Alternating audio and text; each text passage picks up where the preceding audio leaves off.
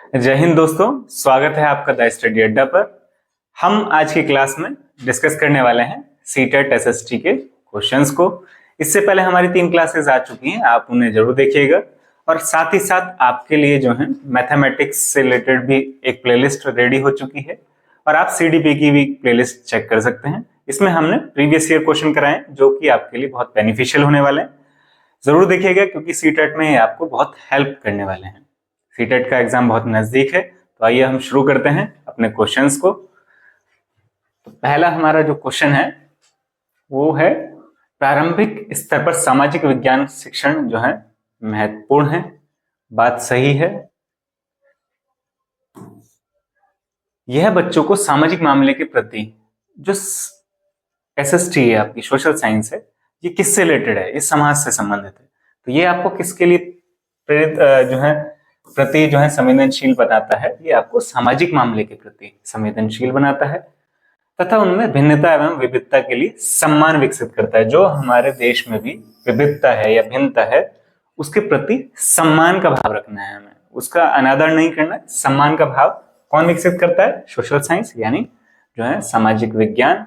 तो ये जो है इसका तर्क भी बिल्कुल सही है। तो हमारा जो है यहाँ पर उत्तर होगा ए और आर दोनों सही है और व्याख्या भी बिल्कुल सही है। तो सामाजिक विज्ञान जो है व्यक्ति के जीवन में जो है जो भिन्नताएं हैं और विविधताएं हैं हमारे समाज में, उनके प्रति सम्मान का भाव प्रकट करता है, हमारे अंदर सम्मान का भाव लेकर आता है ताकि हम जो है हमारी संस्कृतियां, जो विभिन्न प्रकार की संस्कृतियां हैं, उनका सम्मान कर सकें। हमारे समाज में जितने भी प्रकार के लोग हैं, जितने भी प्रकार के समाज हैं, उन सभी का हम आदर करें, उनका अनादर ना करें।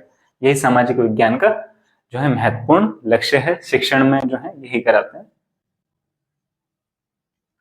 सेकंड है, भारत के गांवों से किसानों ने क्या, ये आप जो है महाराष्ट्र में सबसे ज्यादा केसेस सुने भी होंगे आपने कि किसान जो है आत्महत्या कर रहे हैं। आत्महत्या का कारण क्या रहता है?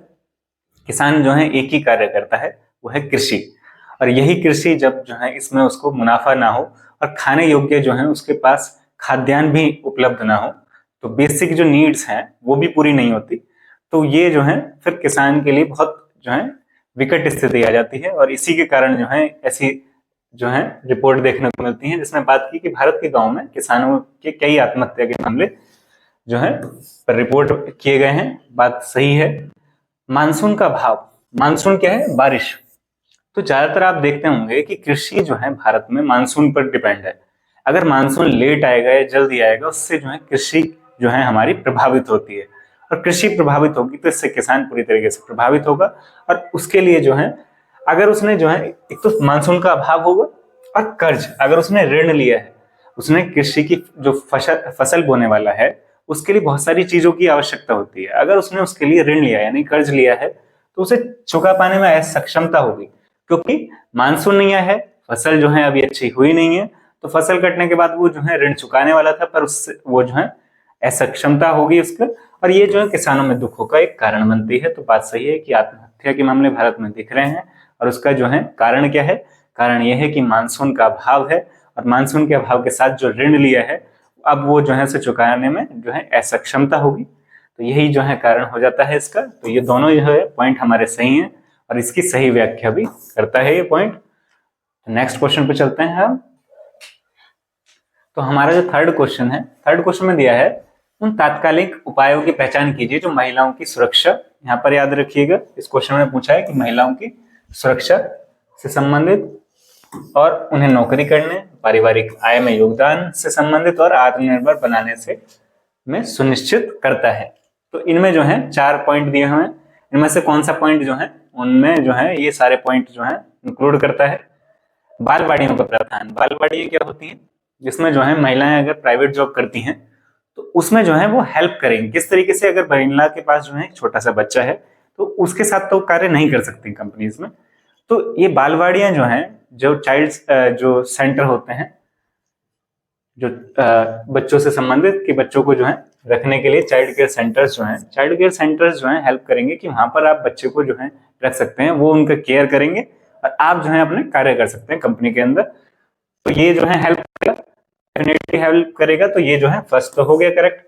सेकंड, संसद में महिलाओं के लिए सीटों का आरक्षण। सीटों का आरक्षण करने से जो है महिलाएं जो है आत्मनिर्भर बनने वाली हैं, या उनको जो जॉब आय मिलने वाली है, तो इससे संबंधित तो नहीं है। यहाँ पर जो इस क्वेश्चन के अनुसार ये पॉइंट वैलिड नहीं होता है, तो ये जो है हमारा पॉइंट करेक्ट नहीं होगा। व्यावसायिक सुरक्षा का प्रावधान बिल्कुल सही है, और रात की पाली जो नाइट शिफ्ट में लाने ले जाने के लिए अगर सुविधा होगी तो महिलाएं जो है आत्मनिर्भर बनेंगी, बिल्कुल बनेंगी, और नौकरी से जो है उनकी आय में भी वृद्धि होगी, तो ये पॉइंट हमारा करेक्ट हो जाता है। तो हमारा जो आंसर होगा ACD, जो कि ऑप्शन 2 में है, तो हमारा ये करेक्ट हो जाता है। नेक्स्ट क्वेश्चन पे आ चुके हैं हम।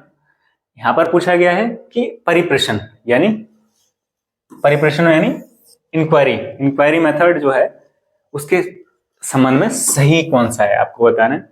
तो ये क्या करता है इंक्वायरी मेथड? यह समस्याओं को सुलझाने की क्षमताओं को प्रोत्साहित करता है क्या? बिल्कुल सही, प्रोत्साहित करता है। यह साक्ष्य एकत्रित कर एवं मूल्यांकन करने के तरीकों का पता लगाने में मदद करता है, बिल्कुल करता है। शिक्षिका अधिगम की गति को तय करती है? नहीं, ये तो नहीं करते। यह एक जल्दी से सीखने का तरीका है, ये जो है जल्दी से सीखने का तरीका तो नहीं है इंक्वायरी मेथड, टाइम लगता है उसमें। तो फर्स्ट और सेकंड यानी A और B हमारा ऑप्शन 4 करेक्ट हो जाता है। इंक्वायरी मेथड से रिलेटेड था, क्वेश्चन पूछा था इनमें से कौन सा सही है, तो ऑप्शन फर्स्ट और ऑप्शन सही सेकंड जो है हमारे 4th ऑप्शन में दिखाई दे रहे हैं। नेक्स्ट है हमारा, निम्न में से आपको बताना था सामाजिक विज्ञान जो पढ़ाने के कौशल पे आधारित उद्देश्य। यहाँ पर आपको ध्यान देना है स्किल बेस्ड ऑब्जेक्टिव के बारे में पूछा है। जनरल ऑब्जेक्टिव्स जो होते हैं सोशल साइंस यानी सामाजिक विज्ञान के, वो अलग होते हैं, वहीं जो है स्किल बेस्ड ऑब्जेक्टिव अलग होते हैं। तो आपसे यहाँ पे पूछा है स्किल बेस्ड ऑब्जेक्टिव्स के बारे में। आप जो है यहाँ पे कंफ्यूज हो सकते हैं। आप जनरल जो ऑब्जेक्टिव्स हैं सोशल साइंस के यानी सामाजिक विज्ञान के, आप उसे करेक्ट कर आके अपने जो है क्वेश्चन गलत कर सकते हैं। आपको ध्यान देना है कि पूछा क्या गया है, पूछा गया है स्किल बेस्ड ऑब्जेक्टिव। तो आइए ऑप्शंस पे चलते हैं। विभिन्न समाजों में रहने वाले लोगों की संस्कृतियों को समझना। देखिए ये एक जनरल ऑब्जेक्टिव है सोशल साइंस का, तो ये यहाँ पर नहीं होगा, करेक्ट नहीं होगा। सेकंड है नक्शा बनाने की क्षमता विकसित करना। देखिए नक्शा बनाना जो है एक स्किल है, तो ये जो है स्किल बेस्ड ऑब्जेक्टिव के अंतर्गत आएगा। तो सामाजिक विज्ञान का जो स्किल बेस्ड ऑब्जेक्टिव है नक्शा बनाना उसके अंतर्गत आएगा। तो हमारा ऑप्शन करेक्ट हो जाता है कि नक्शा बनाने की क्षमता विकसित करना जो है एक कौशल आधारित उद्देश्य है किसका? सामाजिक विज्ञान का। नेक्स्ट क्वेश्चन पे आ चुके हैं। यहाँ पर पूछा गया है जो डिसिप्लिन्स हैं सोशल साइंस के, उसमें जो है क्या कौन कौन से सब्जेक्ट्स आते हैं? उसमें आते हैं history, geography, political science and economics. वही यहाँ पर दिया हुआ है, तो ये ऑप्शन तो करेक्ट हो जाता है। अब इसका जो रीजन है, रीजन क्या है कि ये जो सभी हैं इनमें एक इंटर रिलेशनशिप है। तो ये तो बात बिल्कुल सही है। ये सारे जो सब्जेक्ट हैं, 4 सब्जेक्ट, ये चारों सब्जेक्ट एक दूसरे से जुड़े हुए होते हैं, तो ये बात बिल्कुल सही है। तो यहाँ पर जो है हमारा both A and R correct हो जाएगा और उसका एक्सप्लेनेशन भी करेक्ट हो जाएगा। ठीक है, तो ये जो है कैसे होते हैं, ये अंतः संबंध होते हैं एक दूसरे से चारों सब्जेक्ट। तो यहाँ पर हमारा ऑप्शन 1 करेक्ट हो जाएगा। नेक्स्ट क्वेश्चन है हमारा, यहाँ पर पूछा गया है कि सामाजिक विज्ञान के मूल्यांकन के दौरान जो है निम्नलिखित प्रश्न इसका उद्देश्य समझने में मदद करेंगे। तो कौन से प्रश्न हैं जो सामाजिक विज्ञान का जो मूल्यांकन करने के दौरान जो है उसके उद्देश्यों को समझने में मदद करेंगे? पहला है पाठ्यक्रम में किन कौशलों पर बल दिया गया है। देखिए पाठ्यक्रम में किन कौशलों पर बल दिया गया है, तो जब हम मूल्यांकन करेंगे सामाजिक विज्ञान का, तो उसमें जो है उसके उद्देश्यों को समझने में बिल्कुल मदद करेगा ये पॉइंट कि उसमें जो है किन कौशलों पर बल दिया गया है। सेकंड है क्या यह किसी मानक पाठ्य पुस्तक से लिया गया है। तो ये जो मूल्यांकन अगर हम कर रहे हैं सामाजिक विज्ञान का, उसमें उद्देश्य समझने में तो मदद नहीं करेगा कि किस बुक से लिया गया है, तो ये जो है गलत हो जाता है। पाठ्यक्रम की रूपरेखा कितनी विस्तृत है? विस्तृत है ये डिपेंड नहीं, उसमें जो लिखा हुआ है, इसमें जो बात की गई है वो इंपॉर्टेंट है। तो विस्तृत होने से कुछ नहीं होने वाला, पाठ्यक्रम की रूपरेखा कितनी विस्तृत है। फोर्थ है अधिगम कर्ता जो है से सामाजिक विज्ञान के प्रत्येक कौशल में किस स्तर की सक्षमता अपेक्षित है, कि अधिगम करता जो है लर्नर से हम क्या एक्सपेक्ट कर रहे हैं इसमें, कि वो कितना सीख पाएंगे, कैसे सीख पाएंगे, कौन कौन से कौशल सीख पाएंगे। तो ये जो है करेक्ट है कि ये जो है हमें जो है मूल्यांकन अगर सामाजिक विज्ञान का करते हैं तो उसके उद्देश्य समझने में मदद करेगा। तो हमें जो है यहाँ पर ऑप्शन मिला A और D। A और D हमारा ऑप्शन सेकंड में है, तो ऑप्शन जो सेकंड है वो हमारा सही हो जाता है। नेक्स्ट पर आ गए हैं भारतीय न्यायपालिका। देखिए भारतीय न्यायपालिका जो है कैसी है ये आपको पता ही होगा। भारतीय न्यायपालिका जो है बिना किसी भय या बाहरी दबाव के कार्य करती है, बात बिल्कुल सही है। और सरकार के कार्यों पर भी नियंत्रण रखती है। अगर सरकार जो है संविधान से संबंधित जो है कुछ अलग प्रस्ताव लाती है जो संविधान के खिलाफ है, संविधान के मूल उद्देश्यों के खिलाफ है, तो जो हमारी न्यायपालिका है वो उस कानून को रद्द कर सकती है, ये उसके पास अधिकार है। तो ये जो इसके पास जो ये नियंत्रण बनाए रखने की और जो बिना भय के कार्य करने का जो बल आया, ये कहां से आया, क्यों जो है वो इस तरीके की चीजें कर पा रहा है? भारत में न्यायपालिका की सर्वोच्चता है, क्या इस वजह से कर पा रहा है? भारत में न्यायपालिका की स्वतंत्रता है, न्यायिक सक्रियतावाद की वजह से कर पा रहा है, भारतीय संविधान में प्रतिस्थापित जो लोकतांत्रिक मूल्य हैं उसकी वजह से। तो भारत में जो न्यायपालिका है वो स्वतंत्र है। स्वतंत्र होने के कारण से जो है वो बिना किसी भय और दबाव के अपने कार्य कर पाती है। वहीं जो है सरकार के जो कार्य हैं उस पर नियंत्रण रख पाती है। तो हमारा ऑप्शन 2 करेक्ट हो जाता है कि भारत में न्यायपालिका की स्वतंत्रता है, यानी independence of judiciary in India, जिसके कारण से वो बिना किसी भारी दबाव के कार्य कर पाती है।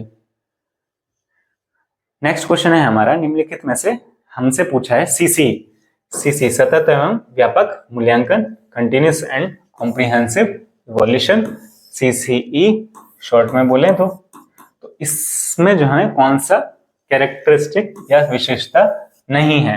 यहाँ पर पूछा है विशेषता इनमें से कौन सी नहीं है। तो CCE की आपको सारी जो चीजें होंगी पता होंगी कि CCE में हम किस पर जोर दिया जा रहा है। CCE में जो है बच्चे पर जोर दिया जा रहा है कि बच्चा जो है खुद कर सीखे, लर्निंग बाय डूइंग के ऊपर बात कर रहे हैं हम। जो अप्रोच होगी वो चाइल्ड सेंटर्ड अप्रोच होगी। बच्चे का जो है पूर्ण विकास यानी ऑलराउंड डेवलपमेंट होना चाहिए। सिर्फ जो है हम किताबी ज्ञान पर ध्यान ना दें, जो है वो खेल में भी अच्छा हो, वो जो है अन्य कार्य में भी जो है अच्छा हो, यही कोशिश की जाती है CCE में। तो it makes evolution an integral part of teaching learning process. तो इसमें जो मूल्यांकन हो रहा है वो शिक्षण जो प्रक्रिया चल रही है उसके दौरान भी होता है, बिल्कुल बात सही है। इससे जो है रिलेटेड है FA फॉर्मेटिव असेसमेंट। जो फॉर्मेटिव असेसमेंट है जो ड्यूरिंग लर्निंग के दौरान ही बहुत सारे जो है आपके असेसमेंट होते हैं, तो ये बात सही हो जाती है। यह विद्यार्थियों के व्यक्तित्व के सर्वांगीण विकास यानी ऑलराउंड डेवलपमेंट पे ध्यान दे रहा है। ऑलराउंड डेवलपमेंट ही करना इसका उद्देश्य है, बात ये भी सही है। थर्ड है, यह विद्यार्थियों के शैक्षिक विकास के साथ सह शैक्षिक यानी स्कोलिस्टिक मतलब जो आपके एग्जाम्स, जो रिटर्न एग्जाम्स कराए जा रहे हैं, और स्कोलिस्टिक मतलब जो अन्य गतिविधियां जो खेल से संबंधित होती हैं, योगा से रिलेटेड हो सकती हैं, फिजिकल एजुकेशन से रिलेटेड हो सकती हैं, स्पोर्ट्स हो सकते हैं और अदर कंपटीशन हो सकते हैं। तो ये जो है दोनों पर ही ध्यान दिया जाता है, तो ये भी बात सही है। लास्ट है, यह विद्यार्थियों के अंक आधारित कार्य मूल्यांकन पर केंद्रित है। तो it focus marks based evolution. तो ये बात गलत हो जाती है कि मार्क्स पे ध्यान नहीं दिया जा रहा है इसमें। तो हमारा जो आंसर होगा वो 4th हो जाता है, आंसर 4 करेक्ट हो जाता है कि इस पर मार्क्स पर ध्यान देने की जगह यहाँ पर बात की गई थी कि बच्चे के ऑलराउंड डेवलपमेंट पर ध्यान दें। हम जो है उसका जो मूल्यांकन है, जो प्रक्रिया चल रही है शिक्षण प्रक्रिया, उसके दौरान करें, और वो जो है खुद कर सीखे, लर्निंग बाय डूइंग हो, कंस्ट्रक्ट करे खुद नॉलेज, इस पर ध्यान देने की बात थी। मार्क्स के बारे में तो बात नहीं हुई, 4th हमारा करेक्ट है। नेक्स्ट क्वेश्चन है, औद्योगिक क्षेत्रों में कई कारखानों तथा फैक्ट्रियों में अस्थायी श्रमिक और स्थायी श्रमिक। स्थायी श्रमिक यानी परमानेंट जो लेबर रखे होते हैं, या जो है कर्मचारी जो है एम्प्लॉइज जो है जो परमानेंट हो। वहीं जो है अस्थायी यानी जो परमानेंट नहीं है, कॉन्ट्रेक्चुअल है, या फिर जो है नॉर्मल उन्हें कुछ टाइम के लिए रखा गया है, तो वो होते हैं अस्थायी श्रमिक। जो कंपनीज हैं, जो इंडस्ट्रियल एरियाज हैं, उसमें जो है ये जो कारखानों में जो या फैक्ट्रियों में अस्थायी श्रमिक जो रखे जाते हैं, उन्हें क्यों रखा जाता है, उसका कारण क्या है अस्थायी श्रमिक रखने का? देखिए, परमानेंट जो श्रमिक होंगे उनको जो है आपको बहुत सारी सुविधाएं देनी होती हैं, उनको स्वास्थ्य से संबंधित सुविधाएं देनी होंगी, उनकी जो इनकम होगी वो भी फिक्स्ड होगी और धीरे धीरे बढ़ती भी, ग्रोथ भी होती है उसमें, और भी बहुत सारी सुविधाएं देनी होंगी। और वो जो है एक साथ संगठन बनाकर आपका जो है आपके खिलाफ आंदोलन भी कर सकते हैं, अगर आप जो है उनके साथ कुछ ज्यादती करते हैं, यानी आप जो है उनकी बातें नहीं मान रहे हैं, उनकी सैलरी नहीं इंक्रीज कर रहे हैं, उनको जो है स्वास्थ्य सुविधाएं नहीं प्रोवाइड कर रहे हैं। पर जो अस्थायी श्रमिक हैं उनके साथ ये सारी चीजें नहीं कर पाते हैं, और आय भी जो है उनकी कम ही होती है, और उनको जो है निकाला भी जा सकता है। परंतु जो परमानेंट जो है एम्प्लॉयज हैं उनको निकालना बहुत मुश्किल होगा। आपको जो है उसका कारण देना होगा वो भी रिटर्न में कि आप जो है किस कारण से निकाल रहे हैं। तो वे उन्हें अपनी सुविधा अनुसार रख और निकाल सकते हैं। देखिए अस्थायी श्रमिक जो हैं उनको निकाला जा सकता है कभी भी और रखा जा सकता है, ये बात बिल्कुल सही है। वे स्थायी कर्मियों को मिलने वाले वेतन और अन्य नौकरी से संबंधित जो वेतन मिल रहा है उन्हें और नौकरी से संबंधित जो लाभ मिल रहे हैं स्थायी श्रमिकों को, वो सारे लाभ जो है इन्हें नहीं मिल पाते, ये बात भी बिल्कुल सही है।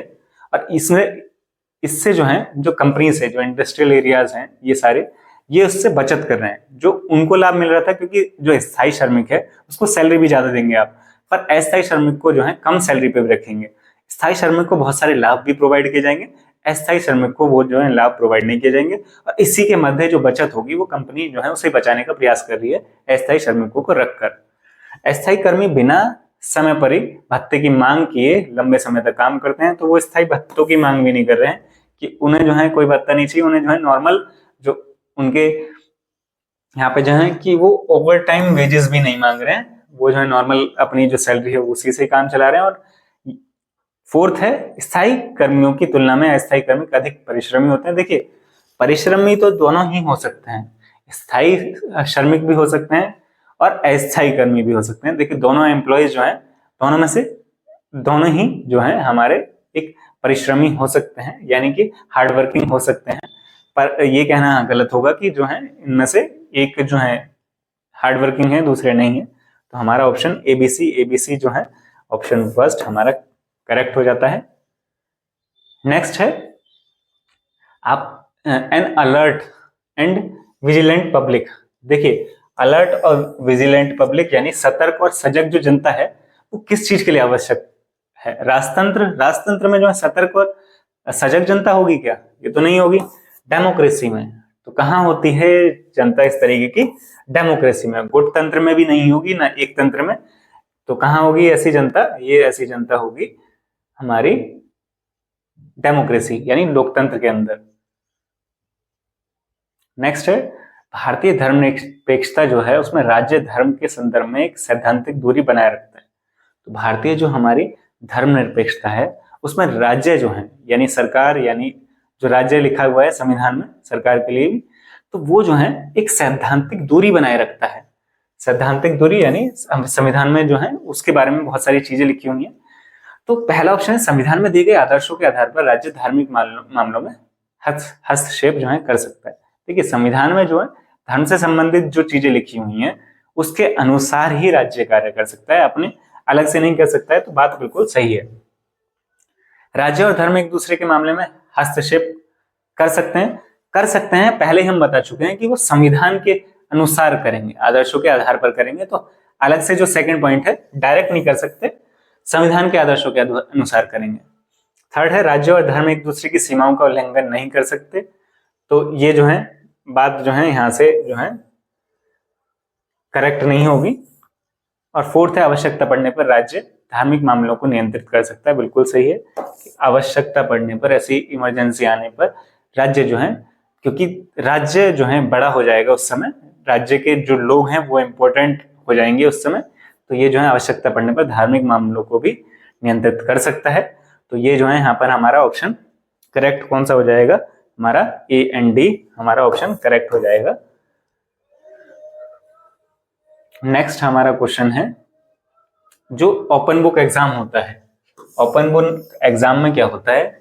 OBE भी बोलते हैं इसे शॉर्ट में, ओपन बुक एग्जाम, OBE। अभी जो है अभी आप जो है लॉकडाउन में देखें 2020-21 में जो है ओपन बुक एग्जाम हुए, जिसमें जो है आपके सामने खुली किताब रखी हो, उससे आप आंसर लिख रहे हैं। तो ये जो है आपका एक तरीके से जो है रटकर जो सीखने की जो पद्धति थी उसे जो है हटाने का प्रयास किया जा रहा है। इसी कड़ी में जो है दिल्ली विश्वविद्यालय ने शुरू किया था ये, और इसके बाद अब आपके CBSE भी इसमें कोशिश कर रहा है कि वो भी जो है इस तरीके की चीजें शुरू करने वाला है, ऐसे ही एग्जाम। तो ये जो रटकर सीखने से हटकर किताबों के साथ संबंध स्थापित करने पर केंद्रित है, बात सही है ये। और वहीं खुली पुस्तक जो परीक्षा है विद्यार्थियों का भार कम करती है, भार कम करती है। आगे देखिए, क्योंकि उन्हें परीक्षा की तैयारी करने से पहले की तैयारी नहीं करनी पड़ती। क्या उन्हें तैयारी नहीं करनी पड़ेगी? तैयारी तो करनी पड़ेगी, उन्हें ओपन बुक एग्जाम हो या नॉर्मल एग्जाम हो, तैयारी करनी पड़ेगी। तो ये जो है तैयारी से आपको बचाने वाला तरीका नहीं है, ये यहाँ पर था तरीका कि आपको रटने नहीं देना है, आपको पुस्तक जो है उससे जो है चीजें सीखनी है, रटना नहीं है, तो उस पर बल दिया जा रहा था। तो आपको जो है तैयारी तो करनी होगी, तो यानी कि कारण गलत हो जाता है। तो हमारा जो है ए सही है, आर गलत है, यानी हमारा जो है ऑप्शन यहाँ पर ए सही है, आर गलत वाला ऑप्शन दिया ही नहीं है, तो ए सही है, हमारा थर्ड ऑप्शन करेक्ट हो जाता है। 14 है, निम्नलिखित में से आपको देखना है कि एक कक्षा के विद्यार्थियों से प्राप्त की गई हैं ये टिप्पणियां या प्रश्न।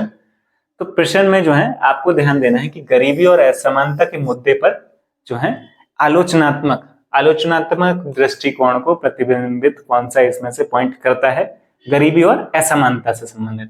तो आलोचनात्मक जो दृष्टि है उसको कौन सा, पहला है ऐसा क्यों है कि विलास कारें मतलब जो आसानी से खरीदी नहीं जा सकती, लग्जरी कार्स जो हैं, और बेकारी दोनों को हम जो है ट्रैफिक सिग्नल पर देख पाते हैं। दूसरी तरफ गरीब लोग अपनी जीवन स्थिति सुधारने के लिए और अधिक मेहनत क्यों करते हैं। थर्ड है भारत कब विकसित होगा और गरीबी से मुक्त होगा। और फोर्थ है सरकार गरीबों को मुफ्त जो सामान क्यों देती है, क्या उन्हें आलसी नहीं बनाने का ये जो है जो मुफ्त में सामान दिया जा रहा है। तो गरीबी और असमानता के मुद्दे को जो है आलोचनात्मक दृष्टि से इनमें से कौन सा प्रश्न देख रहा है, आपको सिर्फ यही बताना है।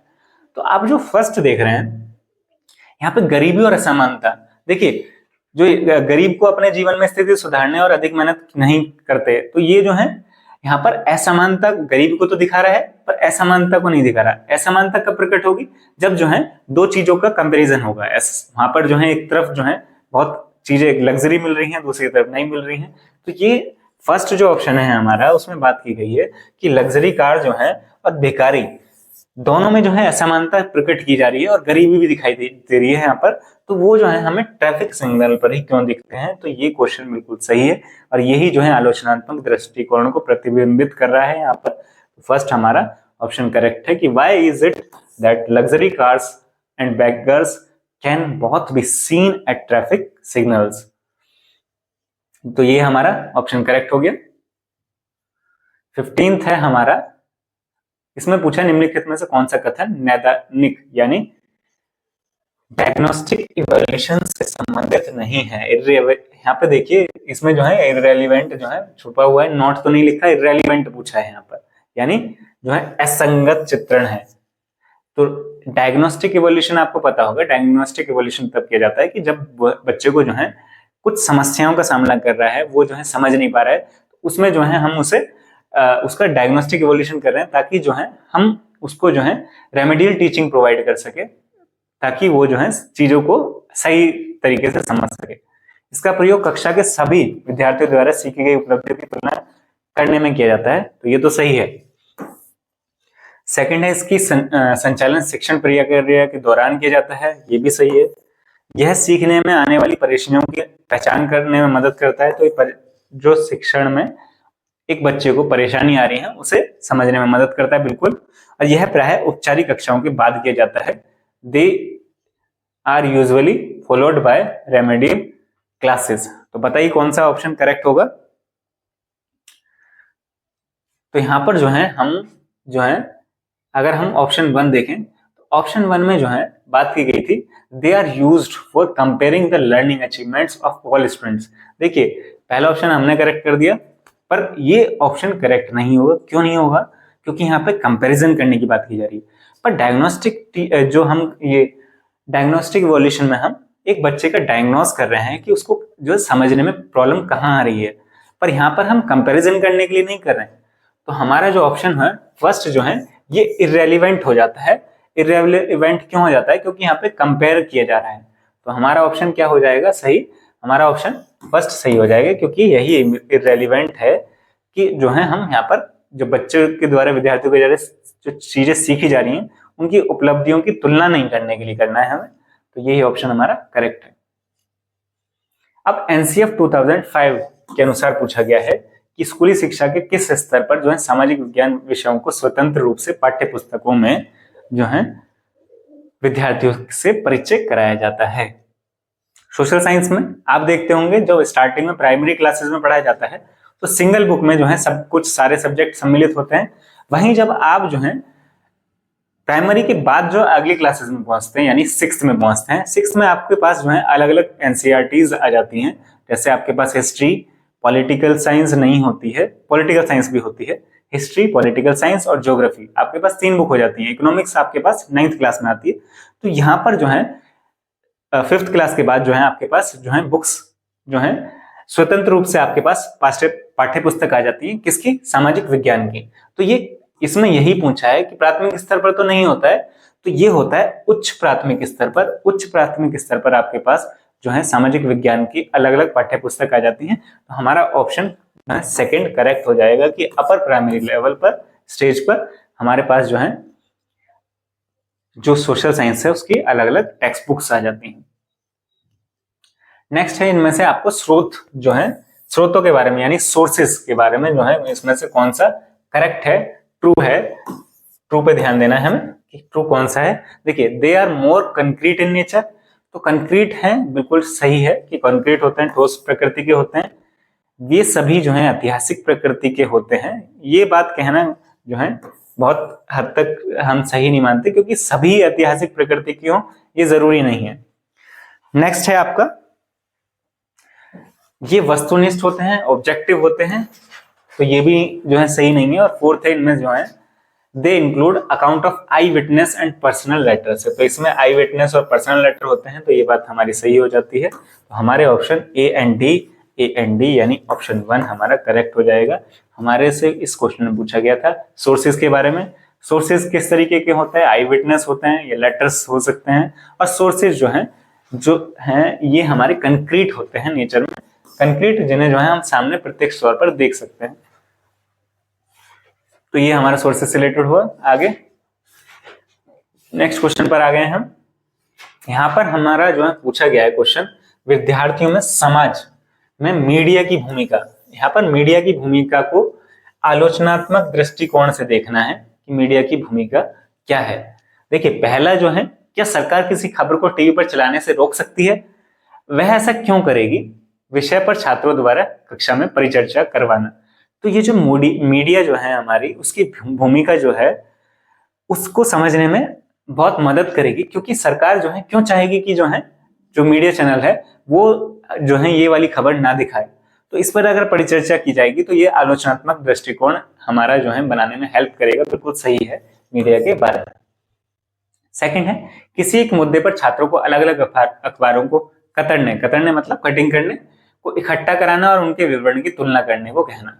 तो ये जो है मीडिया के बारे में, जैसे कि कौन से न्यूज़पेपर जो है मीडिया के एक ही खबर को लेकर किस तरीके की जो है खबर बना रहे हैं, एक ही हेडलाइन है पर उससे रिलेटेड वो क्या क्या ऐड कर रहे हैं, क्या क्या लिख रहे हैं, क्या खुले तौर पर लिख पा रहे हैं, या फिर जो है वो जो है सिर्फ जो है सरकार के साथ वाली चीजें लिख रहे हैं, या सरकार के जो है आलोचना भी कर रहे हैं। अगर उनके कार्य में कुछ जो है गड़बड़ियां हैं तो उनकी आलोचना कर पा रहे हैं। तो ये जो है हमें अखबारों के कतरने यानी कटिंग से हमें हेल्प करेगा कि ये जो है मीडिया की भूमिका जो है क्या है।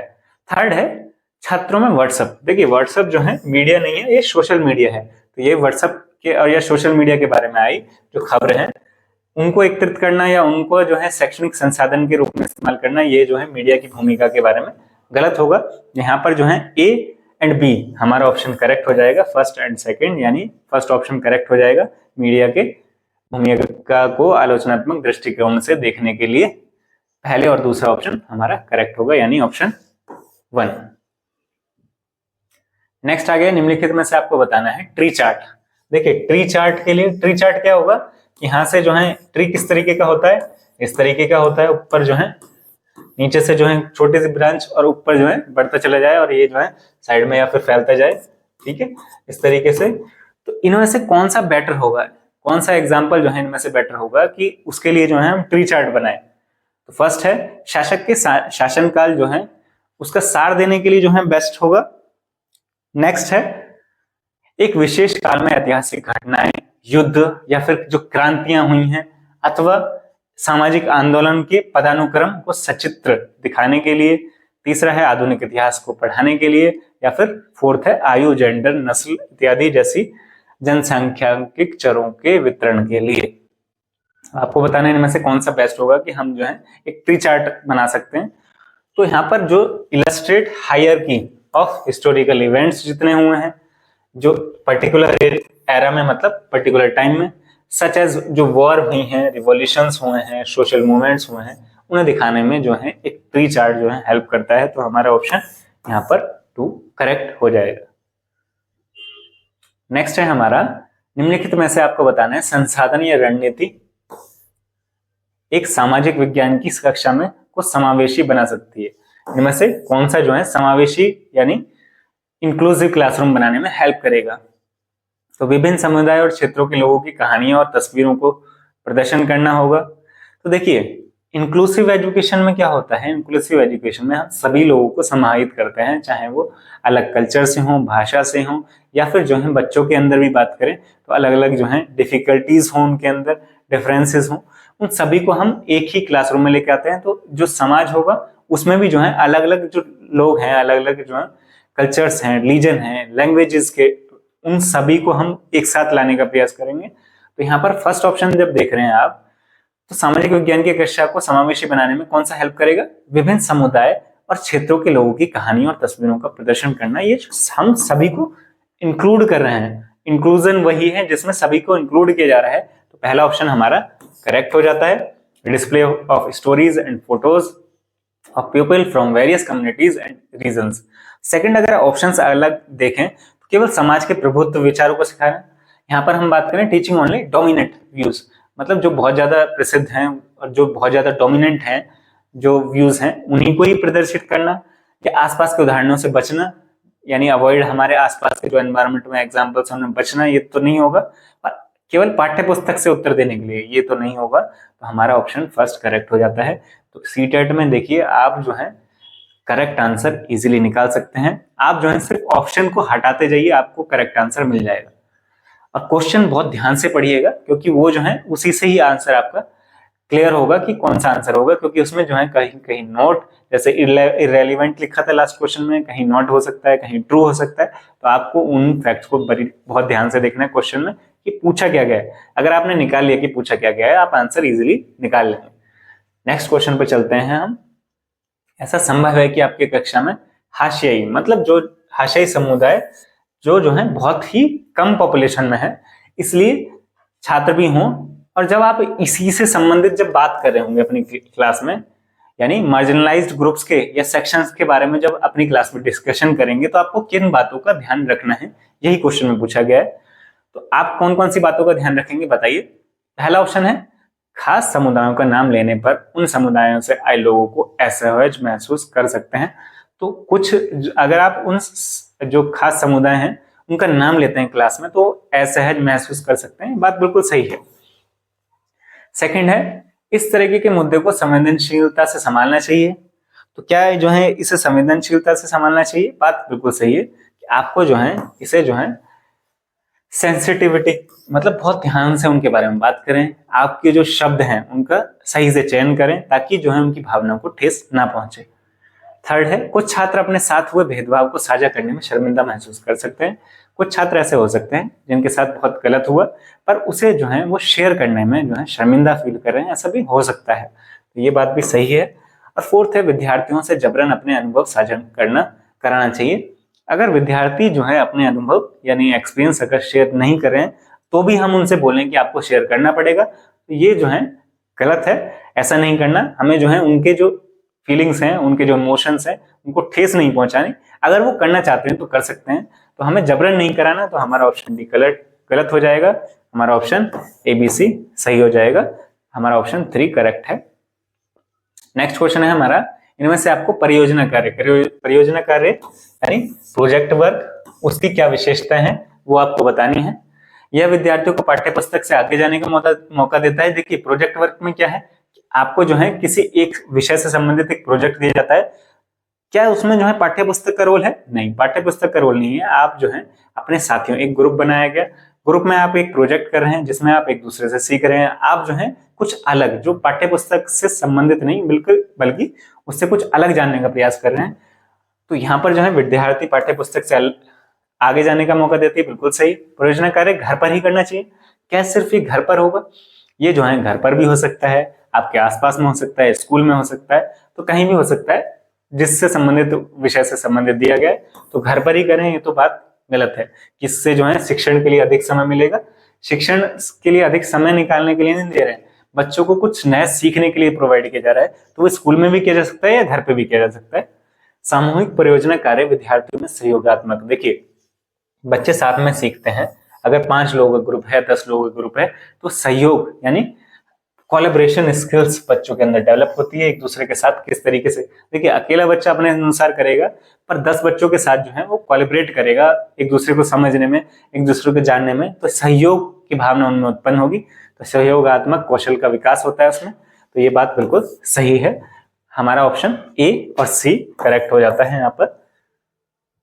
अगला क्वेश्चन है हमारा, सामाजिक विज्ञान की पद्धति के रूप में क्षेत्र कार्य यानी जो फील्ड वर्क है, फील्ड वर्क जो है कि क्या लाभ है? फील्ड वर्क क्या होता है? फील्ड में जाने का काम करने से संबंधित है। अगर आपको जानना है कि जो यमुना में जो बाढ़ से प्रभावित लोगों को क्या क्या परेशानी झेलनी पड़ती है, तो यमुना में जहां बाढ़ से प्रभावित जो लोग हैं, आपको उनके पास जाना होगा, तो वो फील्ड वर्क कहलाता है, उनसे जाकर तब वहां पर क्वेश्चन करेंगे, तो वो जो है एक सही जो है आपको जो है आकलन या फिर आपको जो है सही डाटा प्रोवाइड होगा उसमें। तो फील्ड वर्क जो इसके लाभ क्या होते हैं? छात्रों को प्रत्यक्ष ज्ञान प्राप्त होता है। देखिए अभी हमने यमुना की बात की कि यमुना की बाढ़ से जो प्रभावित जो क्षेत्र होंगे उनके लोगों के से बात करेंगे तो आपको प्रत्यक्ष ज्ञान प्राप्त होगा, तो ये बात बिल्कुल सही है। फिर आप जो है develop skill of presenting, proposing और आर्ग्यूइंग, तो आप जो है आपके अंदर क्या ये डेवलप होंगी चीजें सभी? देखिए ये जो है जरूरी नहीं है कि आपके अंदर प्रेजेंटिंग, प्रपोजिंग और आर्ग्यू करने का तो इसमें कोई जो है कहीं कोई जगह नहीं है, आर्ग्यू थोड़ा ना करने जा रहे हैं, आप फील्ड वर्क में जा रहे हैं। फील्ड वर्क में आप क्यों जा रहे हैं? क्योंकि आप सर्वे करने जा रहे हैं या फिर आप कोई डाटा कलेक्ट करने जा रहे हैं, आप उनसे आर्ग्यू करने नहीं जा रहे हैं। तो यहाँ पर जो है ऑप्शन सेकंड जो है गलत हो जाएगा। तथ्यों को याद करने में मदद करे, तो ये भी नहीं है।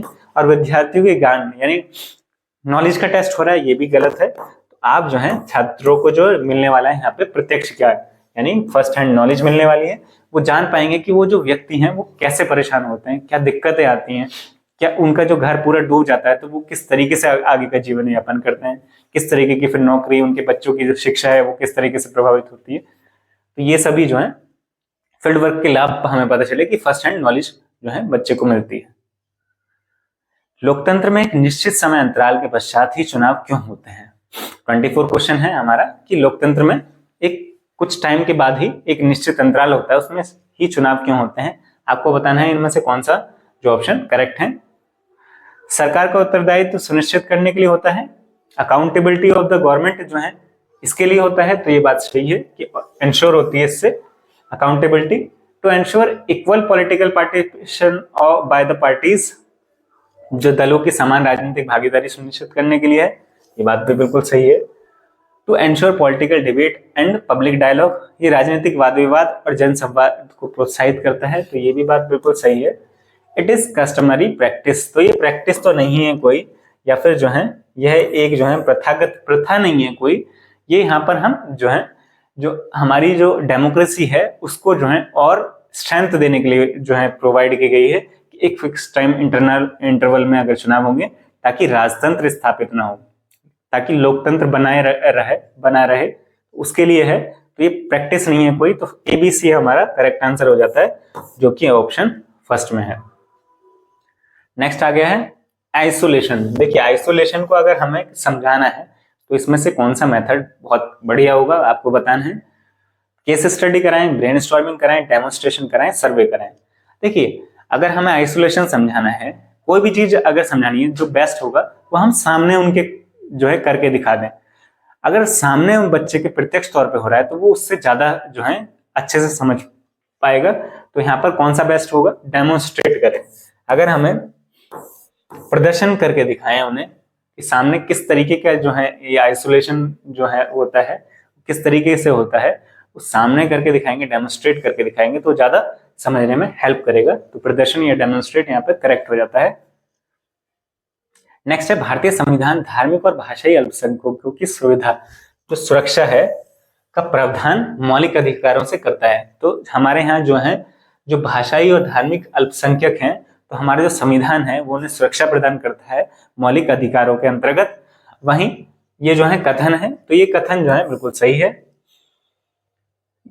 अब इसमें पूछा गया है कि यह अनुमान लगाता है, यह अनुमान लगाता है कि, क्या अनुमान लगाता है, यह बहुसंख्यकों के द्वारा संभाव्य सांस्कृतिक प्रभुत्व के समक्ष अल्पसंख्यकों की सुरक्षा करता है। तो बिल्कुल सही है, जो बहुसंख्यक हैं, जो मेजोरिटी में लोग हैं, उनसे जो है सुरक्षा प्रोवाइड कर रहा है माइनॉरिटी को, कौन, हमारा संविधान। तो ये ऑप्शन करेक्ट है। सेकंड है, ये बहुसंख्यकों द्वारा किसी तरीके के भेदभाव, अगर जो मेजोरिटी किसी तरीके का भेदभाव करती है माइनॉरिटी के साथ, तो ये उससे भी उन्हें सुरक्षा प्रदान करता है। तो ये बात भी बिल्कुल सही है। यह अल्पसंख्यकों के हितों, अल्पसंख्यक जो हैं, जो माइनॉरिटीज में हैं, जो कम संख्या में हैं किसी देश में, तो उनके जो हित हैं, जो उनके जो हितों की सुरक्षा करता है, उनके जो राइट्स हैं उनकी रक्षा करता है, सुरक्षा करता है। तो ये बात भी बिल्कुल सही है। और फोर्थ है, यह अल्पसंख्यकों को आर्थिक अवसर की गारंटी। देखिए, आर्थिक अवसर की गारंटी के बारे में बिल्कुल बात नहीं हो रही है यहाँ पर, हम जो है उनकी सुरक्षा की बात कर रहे हैं। किससे?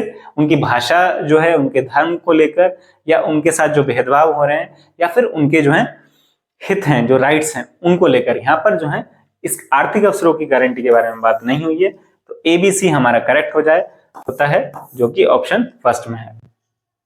नेक्स्ट क्वेश्चन पे आ गए हैं। सामाजिक विज्ञान पाठ्यक्रम के भार को कम करने के लिए इसमें से सबसे ज्यादा अच्छा क्या है, कि हमें सोशल साइंस में जो सब्जेक्ट है उसका भार कम करना है, तो उसमें से कौन सा बेस्ट होगा? इसमें से तथ्यों के स्मरण पर न्यूनतम बल देना है। तो जो फैक्ट्स हैं उन पर हमें कम बल देना है, रटवाना नहीं है, और हमें समझने पर ध्यान देना है। तो बात बिल्कुल सही है, हमें रटवाना थोड़ी ना है। अगर बच्चा समझ जाएगा तो बहुत लंबे टाइम तक उसको जो है याद रहेंगी चीजें, और अगर हम उसे रटवाने की कोशिश करेंगे तथ्यों को, तो कुछ ही टाइम में भूल जाएगा। तो हमें जो है समझ पैदा करनी है बच्चे के अंदर। सेकंड है, संकल्पनाओं को स्पष्टीकरण को केंद्रित करना, यानी फोकसिंग ऑन कॉन्सेप्चुअल क्लियरिटी। देखिए, कॉन्सेप्ट क्लियर करना है हमें बच्चे के, तो बात बिल्कुल सही है ये भी। थर्ड है, परीक्षा निर्देशों के आधार पर और शिक्षक के विषय वस्तुओं से अनभिज्ञता के कारण पाठ्य पुस्तकों के कुछ विषयों को छोड़ देना। देखिए, अगर टीचर कुछ नहीं जानता है, कोई चीज जो पाठ्य पुस्तक में दी गई है, तो उसको छोड़ देना ये बिल्कुल गलत है। तो ये जो है इससे रिलेटेड नहीं है। तो सिलेबस कम करने के लिए हमें जो है समझ पैदा करनी है और कॉन्सेप्ट क्लियर करना है। तो उससे जो है बच्चे के अंदर जो है सोशल साइंस का जो सिलेबस है वो बर्डन नहीं लगेगा। तो हाँ, यहाँ पर हमारा ऑप्शन A और B करेक्ट हो जाता है, यानी 2 हमारा करेक्ट हो जाता है। यहाँ पर जो है दो मौलिक अधिकार जिनकी मांग जो है हाशियाकृत जो समूह है उस पर बल देते हैं। कौन से वो दो अधिकार हैं आपको बताना है।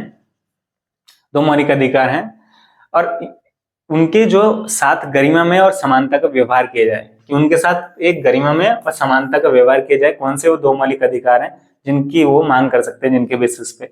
देखिए, पहला समानता का अधिकार, दूसरा सांस्कृतिक और शैक्षणिक अधिकार, थर्ड है शोषण के विरुद्ध अधिकार, और चौथा है स्वतंत्रता का अधिकार। तो इनमें से कौन सा जो अधिकार है, जो हाशियाकृत समूह है, वो जो है अपने गरिमा में और समानता का व्यवहार किया जाए, इसके लिए जो है वो इस्तेमाल कर सकते हैं, मांग कर सकते हैं।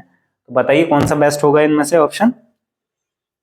देखिए, समानता का अधिकार, क्योंकि समानता के बारे में बात की गई है, गरिमा में जीवन के बारे में बात की गई, तो समानता का अधिकार तो होगा ही होगा। वहीं सांस्कृतिक और शैक्षणिक अधिकार, ये भी जो है उनको समानता में लाने का प्रयास करेगा, और गरिमा में मतलब उनकी संस्कृति को बचाए रखने के लिए, ये भी करेक्ट होगा।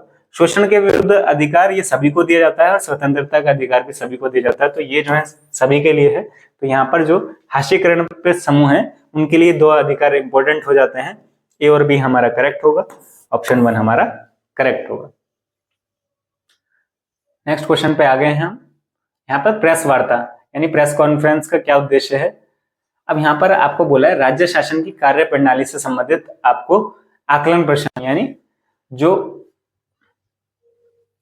Related to the working of state government, state government का जो कार्य जो किस तरीके से करती है उससे संबंधित ये क्वेश्चन पूछे गए हैं। प्रेस वार्ता का उद्देश्य क्या होता है, प्रेस कॉन्फ्रेंस का उद्देश्य क्या होता है, ये क्या विधानसभा में होने वाली बहस से किस तरीके से अलग है? पहला क्वेश्चन ये हुआ।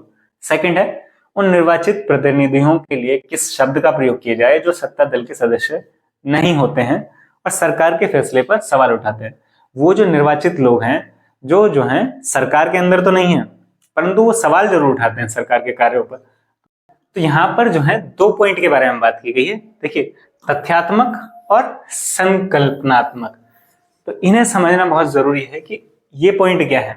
यानी कॉन्सेप्चुअल नॉलेज से रिलेटेड है एक पॉइंट और एक है फैक्चुअल नॉलेज से रिलेटेड। अब आप जो ऊपर जो 2 क्वेश्चन देख रहे हैं, इन 2 क्वेश्चन में आपको देखना है कि कौन सा कॉन्सेप्चुअल नॉलेज से रिलेटेड है और कौन सा फैक्चुअल नॉलेज से। देखिए, प्रेस वार्ता का क्या उद्देश्य है और इसमें जो है विधानसभा में होने वाली बहसें किस तरीके से अलग हैं, ये किस तरीके का क्वेश्चन है। ये कॉन्सेप्चुअल नॉलेज से यानी संकल्पनात्मक ज्ञान से संबंधित है, उसकी जांच करता है। वहीं जो है वो निर्वाचित जो प्रतिनिधि जो कि जो पक्ष है यानी सत्ता दल है उसके सदस्य नहीं होते, परंतु उसका जो है जो उसके कार्य हैं उनका जो है सवाल उठाते हैं उस पर। तो कौन होते हैं, वो विपक्ष होता है। विपक्ष जो है, सत्ता पक्ष जो है जो कार्य करता है उस पर सवाल उठाता है। कौन उठाता है, विपक्ष उठाता है। तो ये तथ्यात्मक प्रश्न हुआ। और वहीं जो है संकल्पनात्मक ज्ञान की जो जांच कर रहा है पहला प्रश्न, जिसमें वो पूछ रहा है कि विधानसभा में होने वाली बहस किस तरीके से अलग है प्रेस कॉन्फ्रेंस से। तो हमारा ऑप्शन यहाँ पर फर्स्ट करेक्ट हो जाएगा। आइए नेक्स्ट हमारे क्वेश्चन पे चलते हैं। नेक्स्ट क्वेश्चन है हमारा, लास्ट क्वेश्चन है आज का। लास्ट क्वेश्चन में दिया हुआ है आदिवासी समाज की जो विशेषताएं हैं का श्रेय किसको जाता है। तो इसमें जो है आदिवासी जो समाज है, ट्राइबल्स जो होते हैं, ट्राइबल जो हमारी आदिवासी सोसाइटी है वो किस तरीके से जो है एट्रीब्यूटेड है। तो यहाँ पर हम बात करें कि वो उसमें क्या क्या चीजें होती हैं। जाति व्यवस्था के प्रचलन होता है क्या, आदिवासी समाज में जाति व्यवस्था का प्रचलन नहीं होता है। वहां पर जो है जातिगत भेदभाव नहीं होते हैं, या फिर होते हैं बहुत कम होते हैं। यहाँ पर जो है जो पहला ऑप्शन दिया है जाति व्यवस्था का प्रचलन नहीं होता है, यहाँ पर ये गलत हो गया।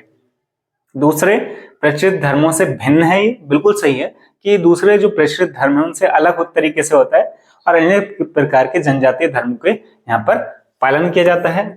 सेकंड सही है हमारा। विशिष्ट भाषा का प्रयोग, आदिवासी जो समूह है वो जो है उनकी अलग भाषा होती है जिसमें वो बातचीत करते हैं, तो उनकी विशिष्ट भाषा का प्रयोग करते हैं, ये भी सही है। ऊंच नीच की कम उपस्थिति, यहाँ पर जो है आपको ऊंच नीच जो है बहुत कम मिलेगी कि कोई अपर है कोई लोअर है, ये बहुत कम देखने को मिलेगा क्योंकि वहां पर जो है सभी लगभग समान होते हैं। तो ये बात भी बिल्कुल सही है कि यहाँ पर जो प्रेजेंस ऑफ हायरार्की है वो बहुत कम होती है। तो हमारे ऑप्शन बीसीडी जो हमारा लास्ट ऑप्शन है वो करेक्ट हो जाता है। आदिवासी सोसाइटी से रिलेटेड और जाति प्रचलन की व्यवस्था जो है, जाति व्यवस्था जो है वहां का पर जो है इसका प्रचलन नहीं होता है, तो इसलिए वो ये जो था हमारा गलत हो गया था। सेकंड ऑप्शन करेक्ट, बीसीडी हमारा। तो ये जो है आज हमारी क्लास थी। Thank you guys, thanks for watching.